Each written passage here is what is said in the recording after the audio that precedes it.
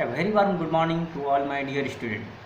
Hopefully you all are well and healthy at your home. In this lockdown period, we got this opportunity to study through these online live classes.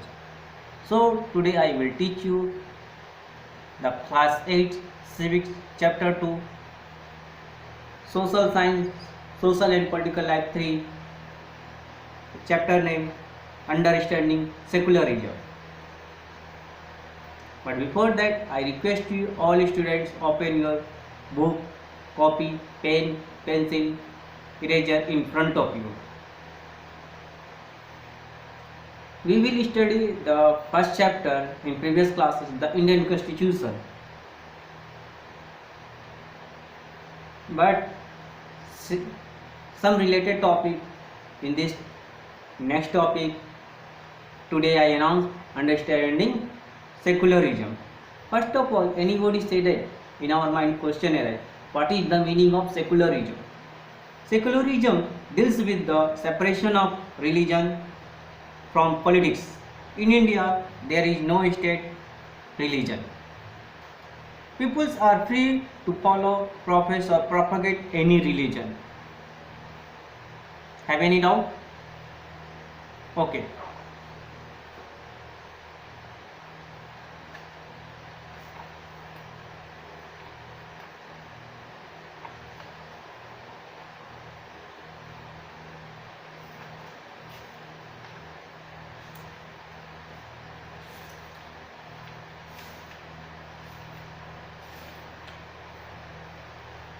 The term secularism refers to the separation between the power of religion and power of the state. This is important for a country to function democratically. There are two chief reasons why the separations between religion and state is important. The first is to prevent the domination of one religion over another. Number two, second is protect the freedom of individual to come out of their religion, embrace another or have the freedom to interpret religious teachings differently. We can give examples of the practice of untouchability, which allowed upper caste people to dominate over lower caste. Secularism, opposition to institutionalized religion, means that it promotes freedom and equality between and within religions.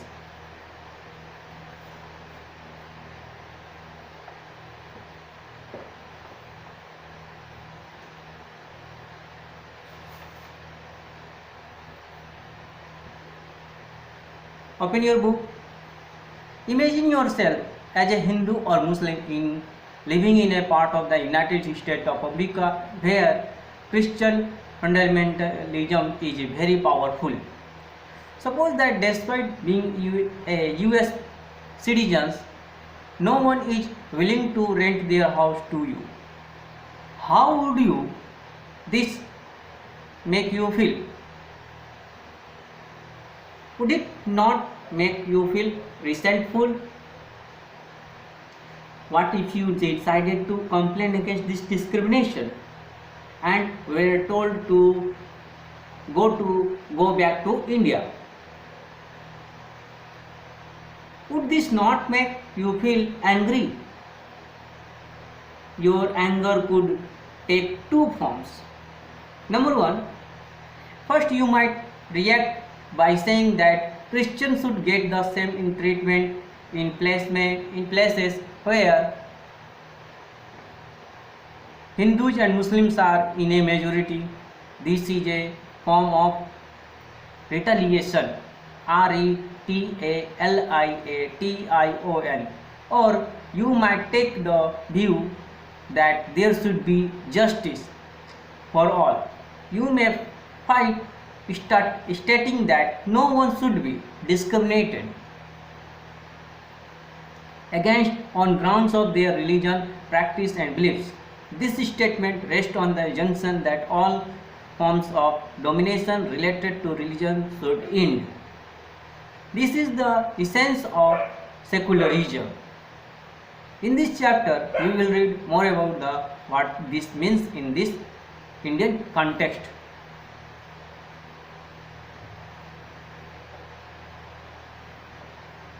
History provides us with many examples of discrimination, exclusion, and persecution.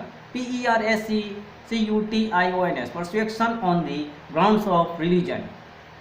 You may have read about how Jews were persecuted in Hitler's Germany and how several millions were killed.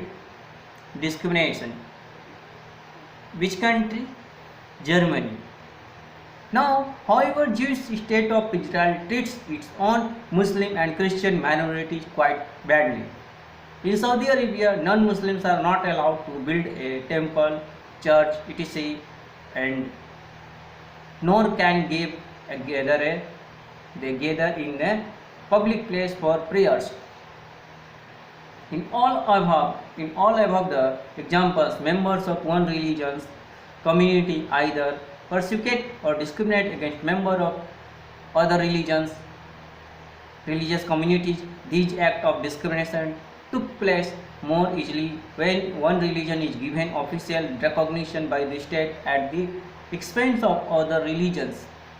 Clearly, no one would wish to be discriminated against because of their religion, nor dominated by another religion. In India, can the state discriminate against a citizen on the grounds of their religion? What is secularism? In the previous chapter, you read about the Indian Constitution contain fundamental rights that protect us against state power as well as against the tyranny of the majority. The Indian Constitution allows individuals the freedom to live by their religious beliefs and practice. They interpret these. In keeping with this idea of religious freedom for all,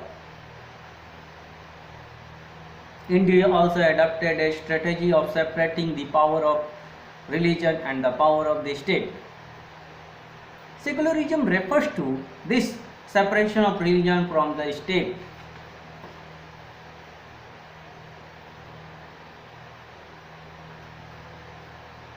Now come to some important questions in this topic.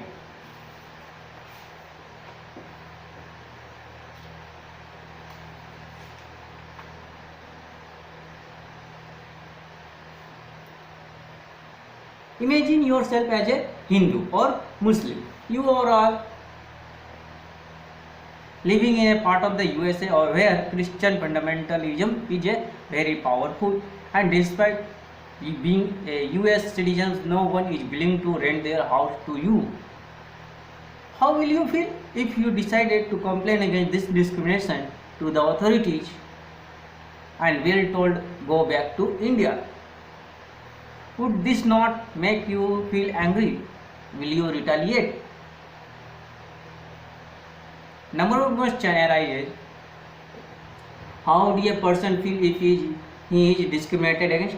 A person who is discriminated against might be resentful and angry more, and so if their complaint is also not heard. Number two question: what would be the reaction of such a person? The discrimination might make a person retaliate and speak against particular religion or caste. The person might think that there would be justice for all.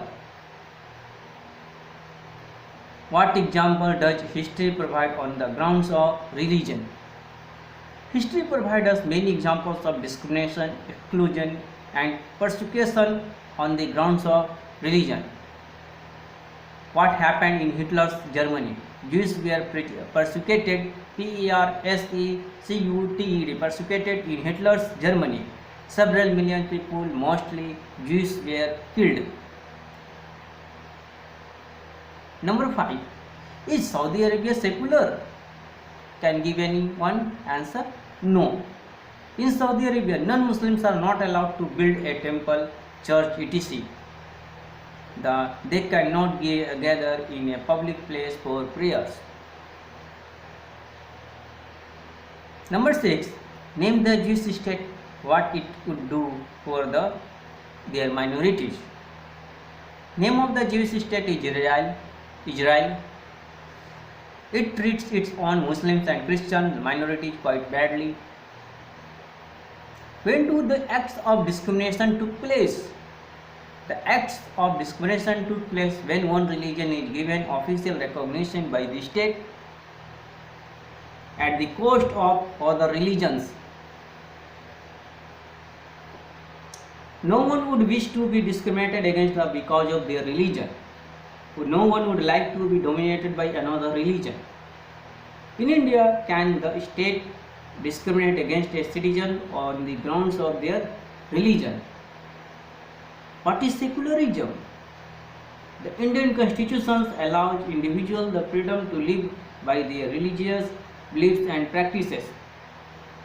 India adopted a strategy of separating the power of religion and the power of state. Power of the state. Secularism refers to this separation of religion from the state.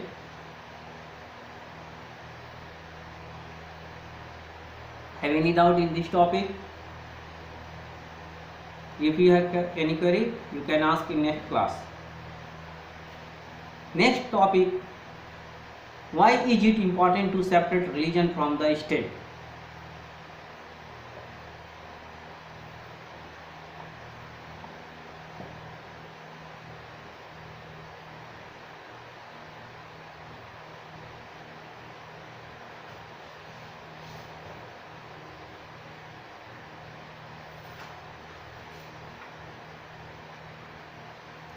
Separation of state and religion is now important to prevent domination of one religion over another and to protect the freedom of individuals.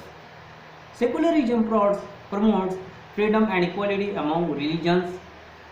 It followed the policy of non-interference but at the same time intervenes. For example, Indian Constitution bans the practice of untouchability.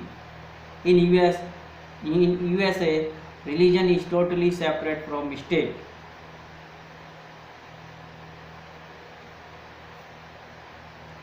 Why is it important to separate religion from the state? This is very vital. Now listen carefully. The most important aspect of secularism is separation of religion from state power. This ensures a country to function democratically. If the majority group has access to state power, it would quite easily use this power and financial resources to discriminate against other religious groups.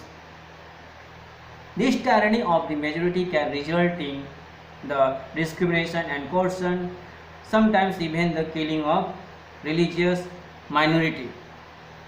Now, coercion, C-O-E-R-C-I-O-N, write down in your copy, means to force someone to do something.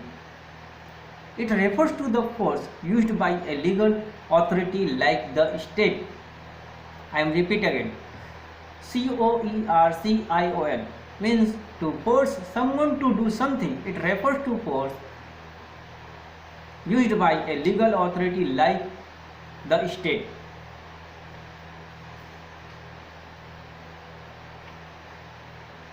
This tyranny of the majority can result in the discrimination, coercion and power and influential financial resource to discriminate against other religious groups,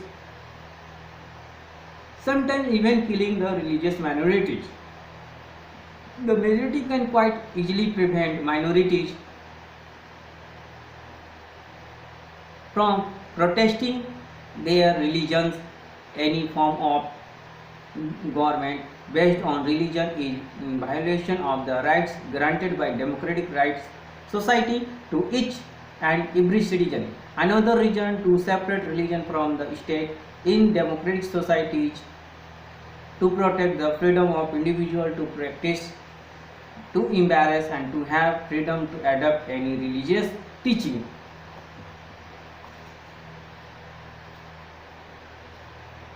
to save minority from tyranny of the majority, to save fundamental rights of the minority, to protect the freedom of individual to exist from their religion and to embrace another religion, to interpret religious teachings differently. Next important question: what is discrimination? When people are not given equal rights on the basis of religion, caste or sex, it is called discrimination. Write the meaning of coercion. Coercion is to force someone to do something. It may be force used by the state itself against the citizen. With the example of untouchability, explain the duality of view in the same religion. Untouchability is a practice within Hinduism.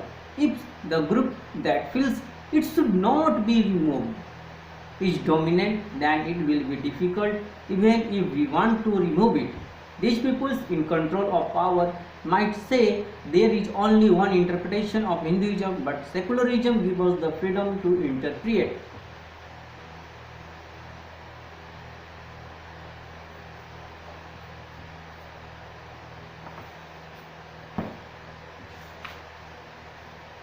I discussed about the most important aspect of secularism is its separation of religion from state power. This is important for a country to function democratically. Almost all countries of the world will have more than one religion group living in them. Within these religious groups, there will most likely be one group that is in a majority. If the majority religious group has access to state power, then could quite easily use this power and financial resources to discriminate against and persecute persons of other religions. This tyranny of the majority could result in the discrimination and coercion, and at times even the killing of religious minorities. The majority could quite easily prevent minorities from practicing their religions, and any form of domination based on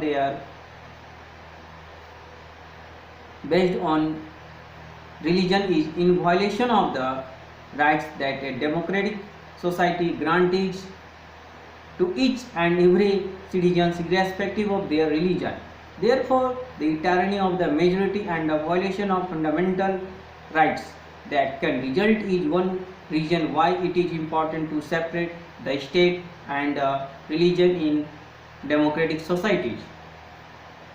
Another reason that is the important to separate religious from the state in democratic societies is because we also need to protect the freedom of individuals to exist from their religion or embrace another religion or have the freedom to interpret religious teachings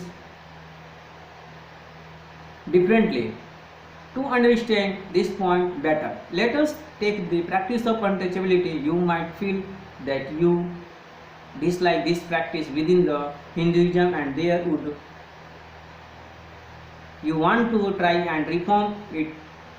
However, if state power were in the hands of those Hindus who support untouchability, then do you think that you would have any easy task to try and change this? Even if you were a part of the dominant religious group, you might face a lot of resistance from fellow members of your community. These members who have control of state power might say that there is only one interpretation of Hinduism, that you do not have the freedom to interpret this differently. Thank you. Thank you very much.